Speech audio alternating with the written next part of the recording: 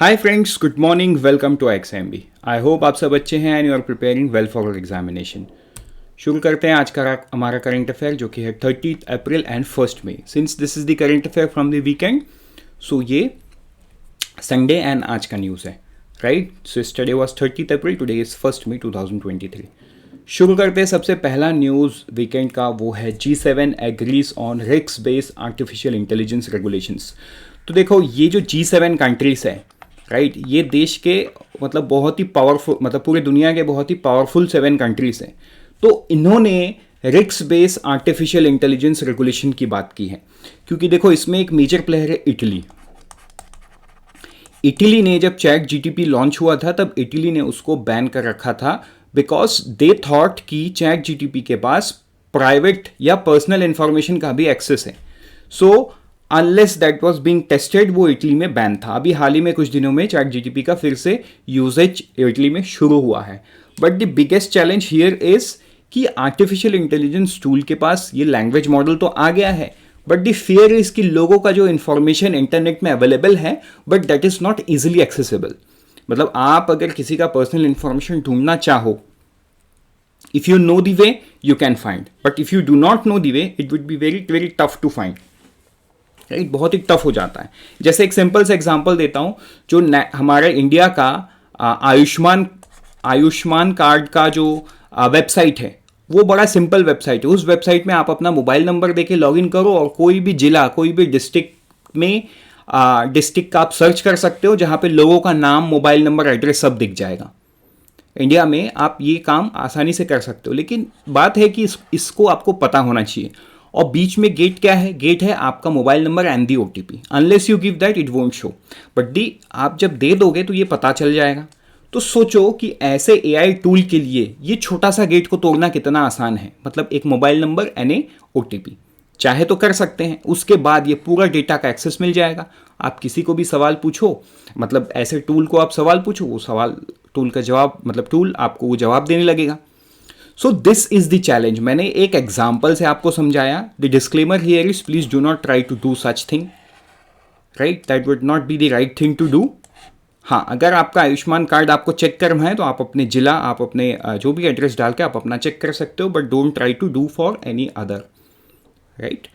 तो देखो, मैंने एग्जाम्पल इसलिए दिया क्योंकि चीज़ समझने के लिए आपको आसान हो। तो G7 कंट्रीज का यही इश्यूज है, यही इश्यूज को उन्होंने हाईलाइट किया है कि जितने भी AI टूल बन रहे हैं, इन AI टूल का यूज केस क्या रहेगा, क्या इसको हम इस लेवल तक का यूज कर सकते हैं, या आगे जाके हो सकता है where it can also answer personal question related to someone, because data is easily available.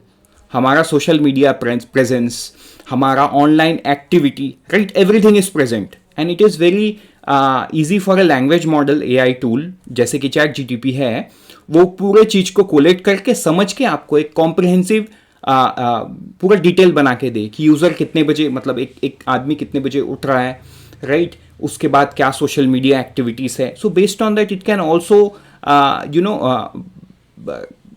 Calculate anything that can be used for, कुछ भी यूज किया जा सकता है। सो ये सही नहीं होगा।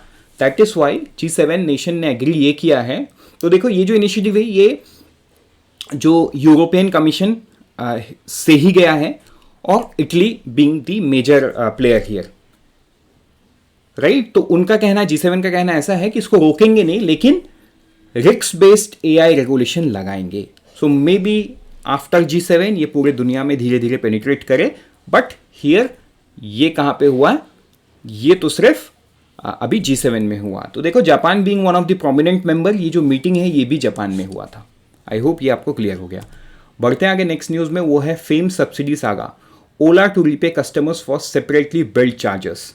तो एक इंपॉर्टेंट न्यूज़ है जहां पे Ola has indicated in a meeting with official department of heavy industries that it will comply with the directive to offer this compensation. तो देखो, ये मैं आपको न्यूज़ बता दूं, जो क्या है, फेम स्कीम है गवर्नमेंट का। इसके तहत क्या मिलता है? सब्सिडी मिलता है कोई भी इलेक्ट्रिक व्हीकल परचेस में, वेदर इट्स कार और वेदर इट्स स्कूटर। अब इसमें प्रॉब्लम यह है कि स्कूटर का प्राइस कितना होना चाहिए? 1.5 लाख से कम होना चाहिए, मतलब it is being capped at the factory price at 1.5 lakh.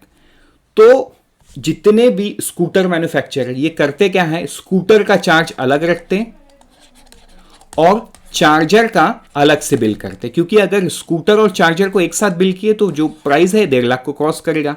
तो इससे क्या होगा, कस्टमर को सब्सिडी नहीं मिलेगा। तो किसी ने ये कंप्लेन किसको कर दिया, जो इंप्लीमेंटिंग बॉडी है, मिनिस्ट्री ऑफ हेवी इंडस्ट्रीज।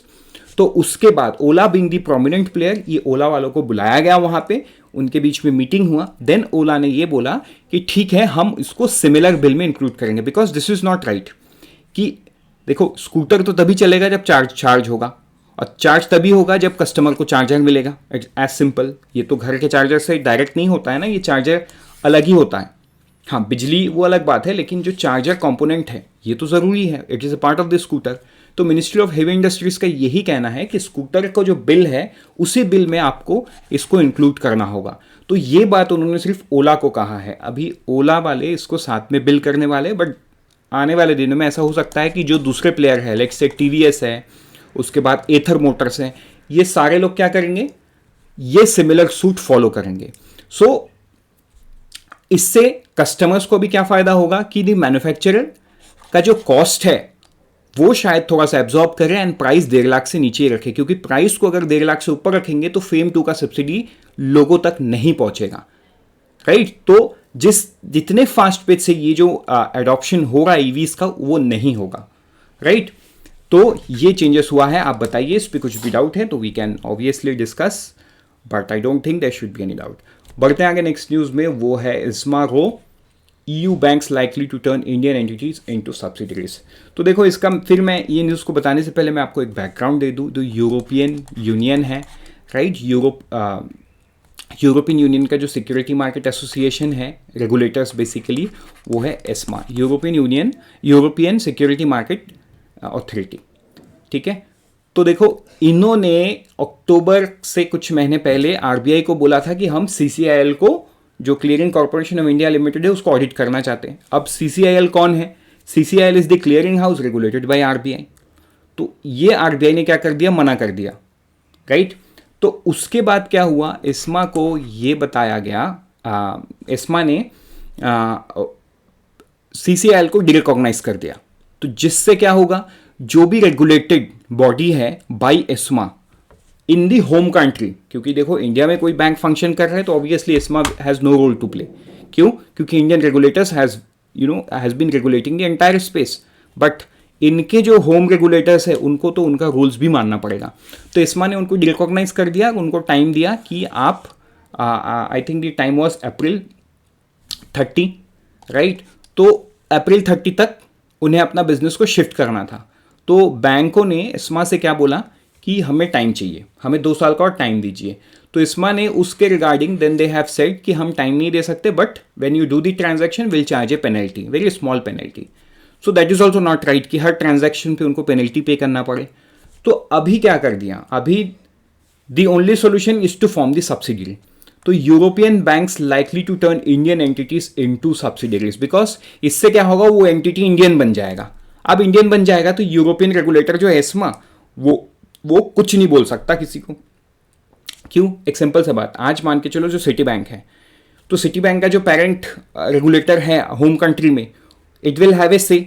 लेकिन अगर आज के दिन में सिटी बैंक एक सब्सिडरी बना दे किसी भी इंडियन कंपनी के साथ, देन वो जो कंपनी है उसका पेरेंट रेगुलेटर कौन बन जाएगा, obviously for money market RBI, for capital market it से भी।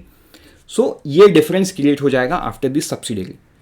तो this is the crux of the news. तो आई होप ये आपको भी क्लियर है। ये न्यूज़ हमने कई बार देख चुके हैं। अगर इसमें आपको कोई भी इश्यूज है, डाउट्स है, तो आप कमेंट सेक्शन में लिखो। बढ़ते हैं आगे नेक्स्ट न्यूज़ में, वो है अंजी खाद रेल ब्रिज। तो देखो this is one of the biggest milestone that India have achieved yesterday. This is the first bridge of its kind and made up of 96 cables in total, ठीक है। ये जो ब्रिज है ये कटरा टू रेसी इन Jammu and Kashmir, Katra to रेसी इन Jammu and Kashmir ये connect करेगा, ठीक है। The bridge has been made using cutting edge technology. तो देखो ये केबल से जुड़ा हुआ है after removal of article 370, Jammu Kashmir में बहुत सारे ऐसे काम हो रहे हैं, this is one being such. बढ़ते आगे नेक्स्ट न्यूज़ में, वो है इंपीरियल कॉलेज लंदन, इन्होंने अनाउंस किया €4 lakh for Indian student studying in the college. तो देखो ये इंपॉर्टेंट न्यूज़ ये है कि आपको इसको इतना ही याद रखना है। May be you can be asked A question कि रिसेंटली कौन से कॉलेज ने स्कॉलरशिप अनाउंस किया है फॉर इंडियन स्टूडेंट, तो आपको जवाब देना होगा it's imperial college of London. बढ़ते आगे नेक्स्ट न्यूज़ में, वो है consumer price index for industrial labour. ठीक है, देखो यूजुअली जो सीपीआई होता है वो सीपीआई कौन निकालता है, it's MOSPI, ministry of statistics and programme implementation. लेकिन ये जो फॉर आईडब्ल्यू है, इंडस्ट्रियल वर्कर्स है, ये डेटा निकालता है लेबर ब्यूरो, जो कि ministry of labour and employment के अंडर में आता है। तो इनके हिसाब से जो मार्च 2023 का सीपीआई है फॉर इंडस्ट्रियल वर्कर्स, वो 0.6% से 0.6 पॉइंट से इंक्रीज हुआ है एट 133.3। 2016 इसका बेस है, 16 में ये 100 था, मतलब it's 33.3% increase from the 2016 level, this is what it shows. बढ़ते आगे नेक्स्ट न्यूज़ में, वो है special drive by public sector bank. So state bank एक स्पेशल ड्राइव लॉन्च करने वाला है इस फाइनेंशियल ईयर में, जहां पे वो 2 लाख करोड़ रुपए का लोन जो है रिकवर करने वाली है। This is the target that they have taken. May be at the end of the financial year they can come out and they can say कि हमने इतना पैसा उठाया।